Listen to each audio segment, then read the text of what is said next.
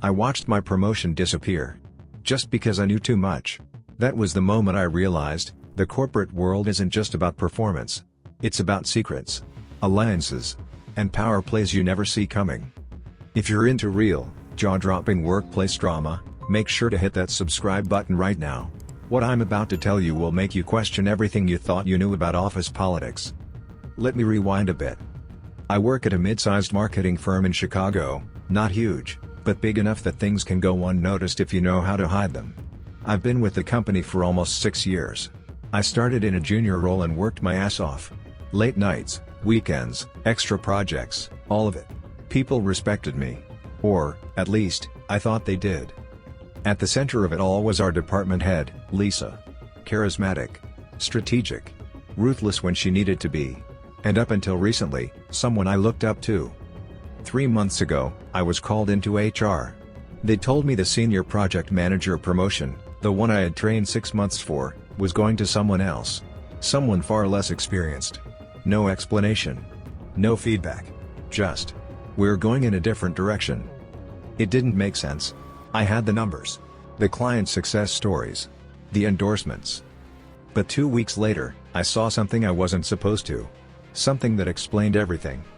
And from that moment on, I wasn't just an employee anymore, I was a threat. It happened late one evening. I had stayed behind to finish a report for a client pitch the next morning. Most of the office had cleared out hours ago.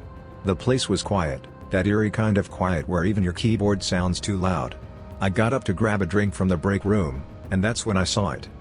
Through the glass walls of the conference room, barely lit by the exit sign, I saw Lisa, my boss, sitting far too close to Mark, our married chief operating officer. They weren't just talking.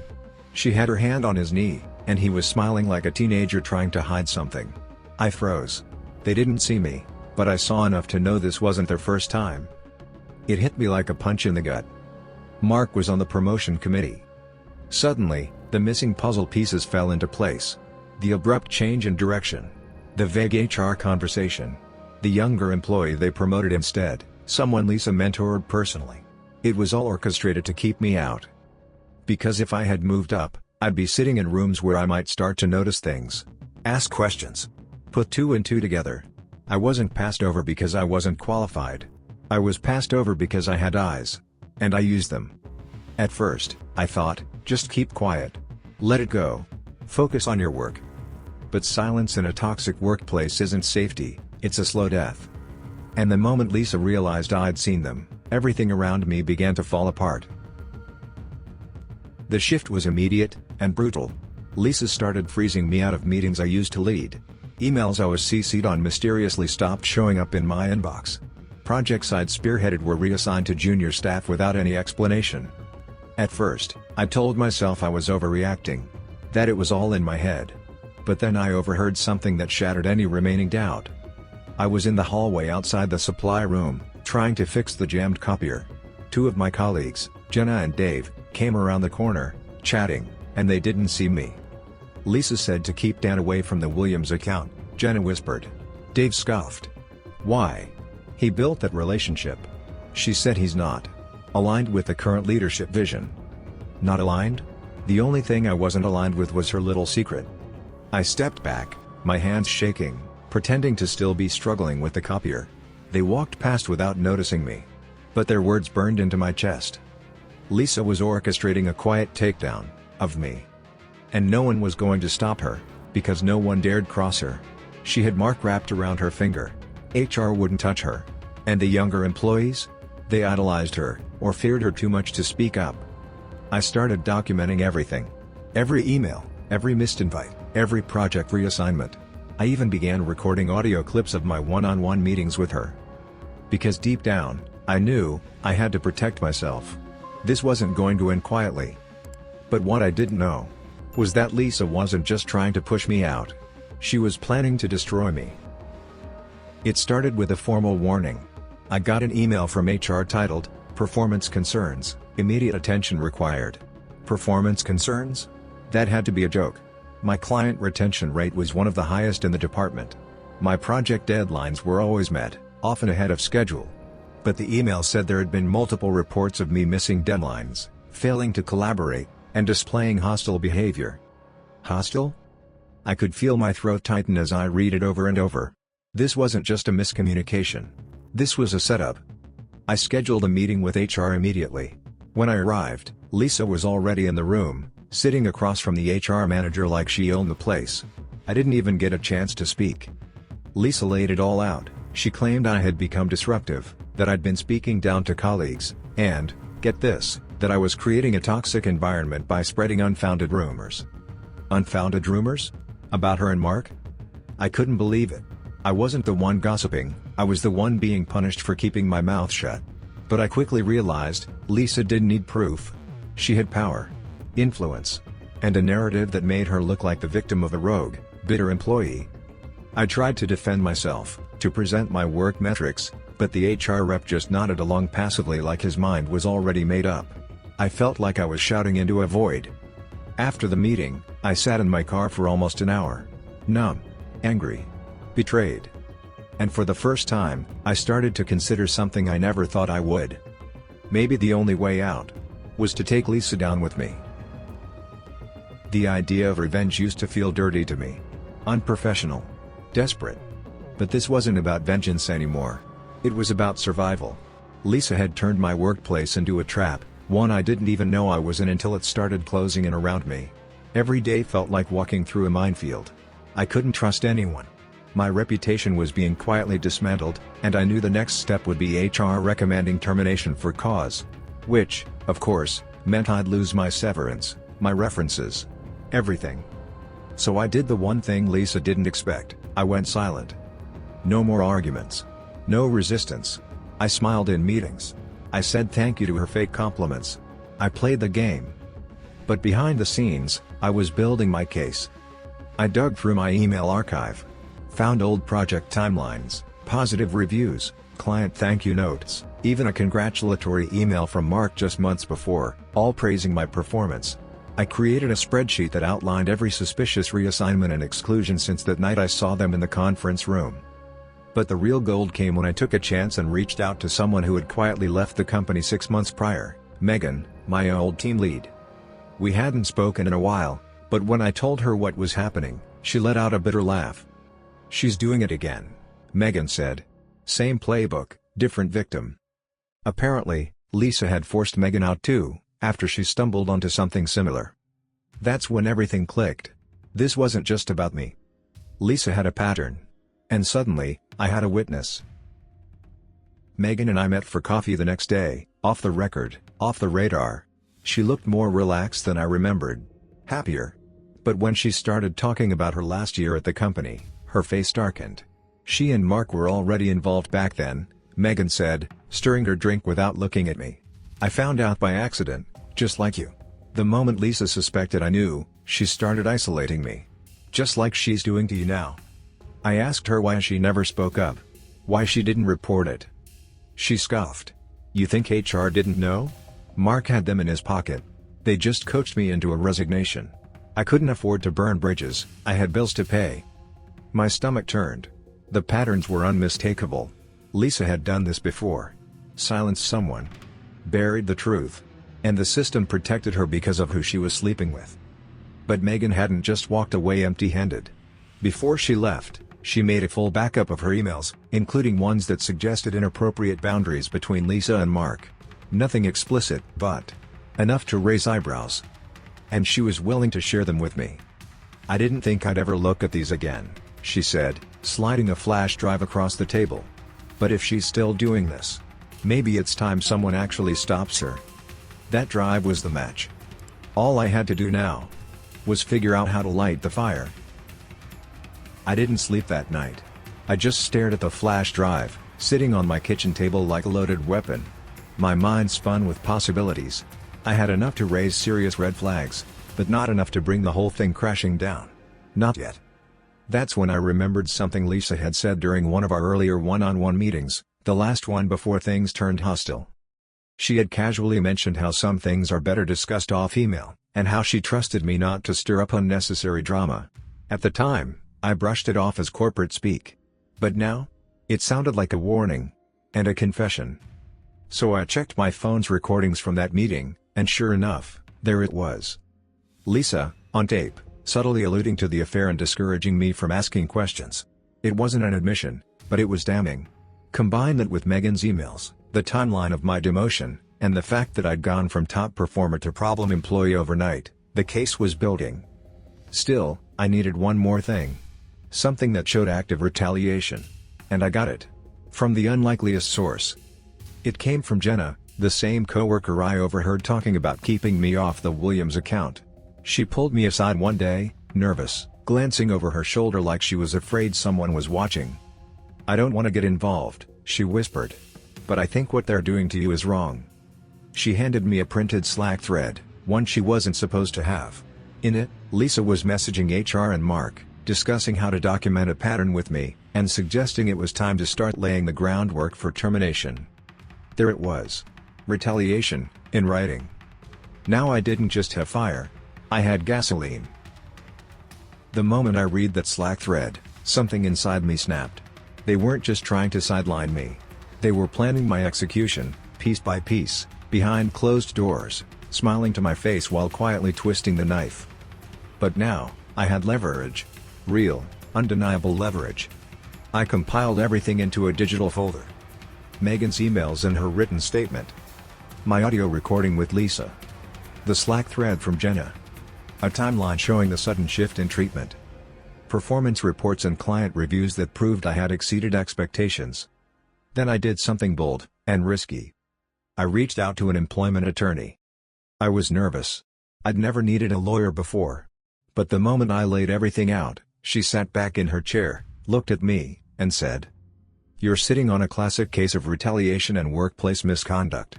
And if you're willing to fight this, we can make it hurt." We drafted a formal letter. No lawsuits yet, just a clear warning.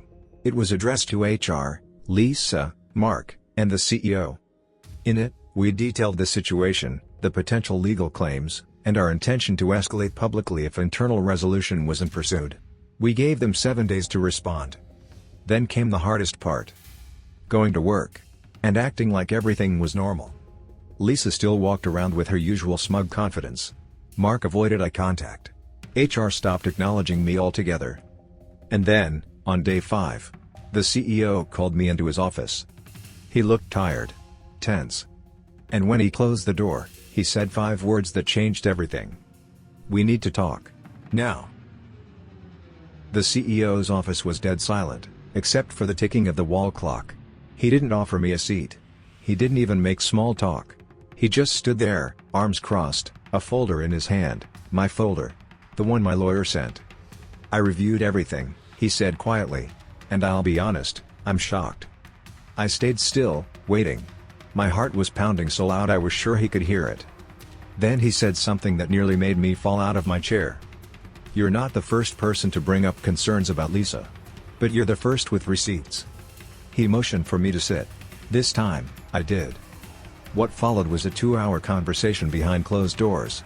He asked detailed questions, wanted to see the emails again, listened to the audio recording twice. His face darkened with each new piece of evidence. But what really shook him was Megan's statement. He knew Megan. Liked her, even. He said she was one of the best they ever had. Her quiet resignation had always bothered him, but she hadn't made waves, just left. Now it all made sense. I didn't leave the room with a victory speech. There were no guarantees. But the CEO said one thing before I left that stayed with me. "If what you've shown me is true, and it looks like it is, there are going to be major changes. And soon." By the next morning, Lisa's office door was shut. By the end of the week, she was on leave. And then, HR called me in. But this time, it wasn't to discipline me. It was to offer me something unexpected, and tempting. The HR rep looked different this time. Gone was the passive, cold demeanor I'd faced before. Now she was nervous, overly polite, almost too careful with her words. Like she was walking on eggshells. "We'd like to discuss a possible resolution," she said, sliding a folder across the table. "In light of recent developments." Inside was a written offer, a full reinstatement to my original role, a formal apology letter, and a $15,000 bonus for inconvenience and disruption.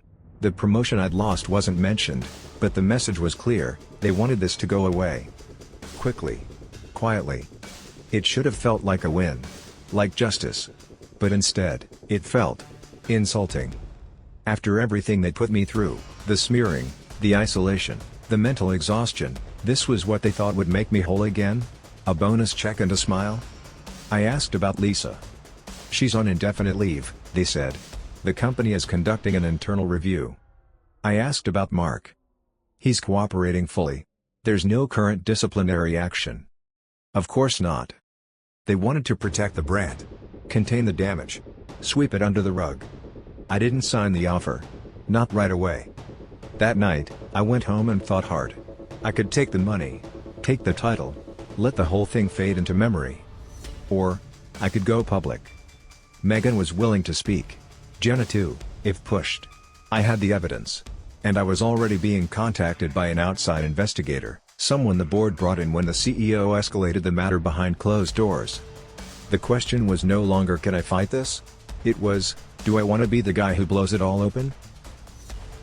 That night, I tossed and turned. Going public meant risking everything. My career, my reputation, even my mental health. The company was huge, their legal team was ruthless. And if I crossed the wrong lines, they could come after me with defamation lawsuits or claim I breached confidentiality agreements. But staying quiet? That would feel like betrayal, not just of myself, but of every person who had been crushed quietly under Lisa's rule. Megan, Jenna, others I didn't even know. I finally decided, I would speak out. But carefully. Strategically. I contacted a trusted journalist who specialized in corporate whistleblowing stories. We agreed to meet under strict anonymity. Together, we mapped out a plan to expose the toxic culture and the abuse of power at the heart of my company. We wouldn't just talk about Lisa and Mark's affair, we'd highlight the retaliation, the silencing, the pattern of abuse. It wasn't going to be easy. I'd be opening a door that, once cracked, couldn't be closed. But I felt a strange sense of relief. For the first time in months, I wasn't hiding. I was fighting. And maybe, just maybe, this was the beginning of something bigger than just my story. The next morning, I walked into work with my head held a little higher. But that's when the real storm hit. The next morning felt like walking into a battlefield disguised as an office. Word had spread, faster than I expected. People were looking at me differently. Some with sympathy, others with suspicion. A few avoided me altogether. Lisa was gone. Yes, but the ripple effect of her presence still haunted every corner of the company. The air felt thick, heavy with unspoken questions and shifting alliances. Then came the email from the board. They announced an internal investigation, official this time. External auditors. Anonymous reporting channels. A zero-tolerance policy for retaliation. Sounds great on paper, right? But behind closed doors, the tension was palpable. I started noticing odd things, my computer being accessed remotely when I was away, my phone buzzing with unknown numbers. I even caught a glimpse of unfamiliar faces lurking near my desk. It felt like intimidation.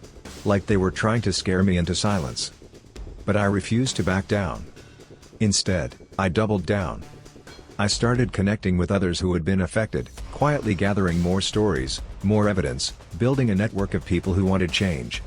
And just when I thought I was gaining ground, I got a call that shook me to the core. One of my closest colleagues, Jenna, was suddenly placed on administrative leave.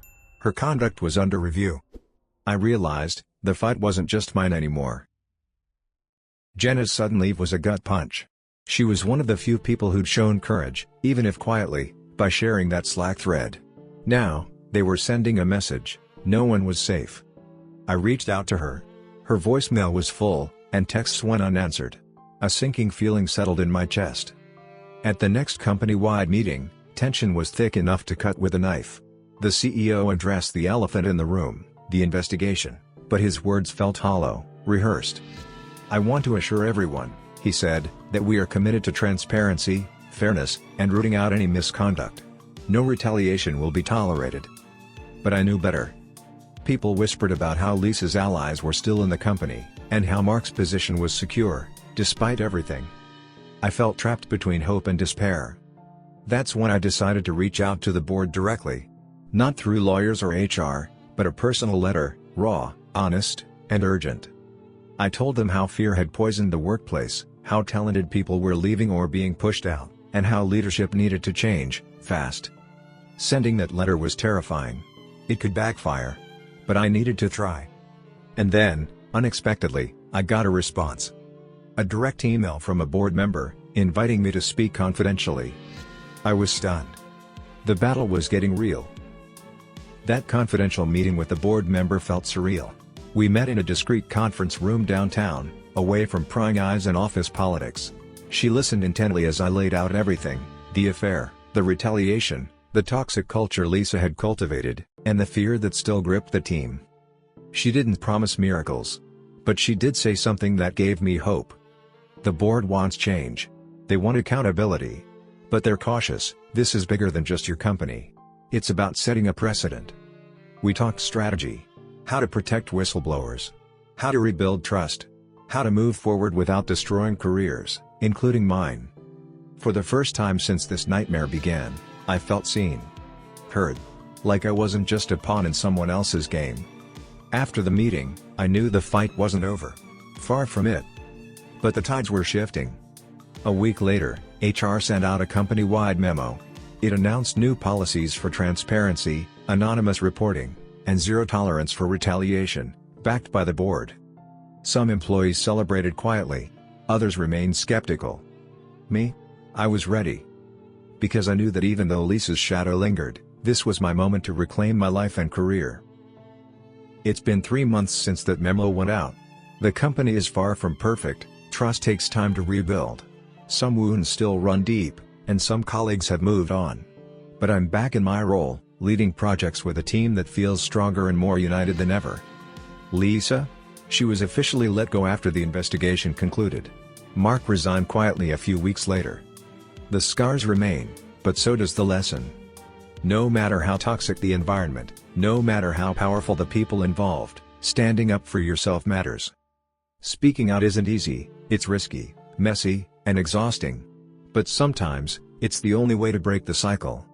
If you've ever felt silenced or sidelined at work, know you're not alone. And sometimes, the hardest battles lead to the biggest victories.